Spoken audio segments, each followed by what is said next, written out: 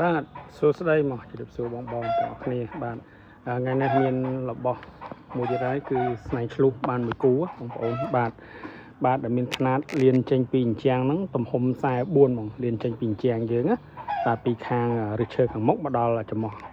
លៀនចេញ44បាទទំហំຂະຫນាតពិសេសធំស្អាតមើលពេញភ្នែកបងពេលដែលយើងធ្វើអញ្ចាំងបងຂະຫນាតនេះបងបាទ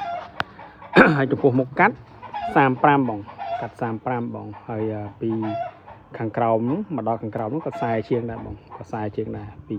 ពីករហូតដល់ចុងឈើបងបាទស្អាតហើយសាច់ឈើធ្នង់មួយគូបាទយើងតតែតិចទេបាទហើយសាច់ពកធ្នង់បងប្អូនមើលពកក្របពកសាច់ក្របពកស្អាតតែម្ដងបានមួយគូបាទហើយមេឈើអមដោយមេឈើពាត់ជុំវិញកតែម្ដងបាទហើយអ្វីដែលសំខាន់គឺស្នែងបងស្នែងឆ្លុះនេះគឺងុកល្អ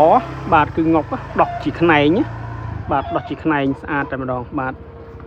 មកគូដោះជាងុកស្នែងចឹងហ្មងអត់ដោះត្រង់ទេណាបាទគឺដោះគឺងុកស្អាតតែម្ដងដូចតពួកហ្នឹងហ្មង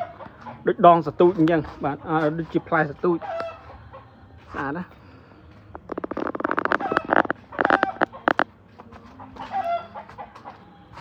បាទរាន់មានមួយគូបាត់មួយគូមានមួយគូមកមួយគូបងស្នែងឆ្លុះលឿនណា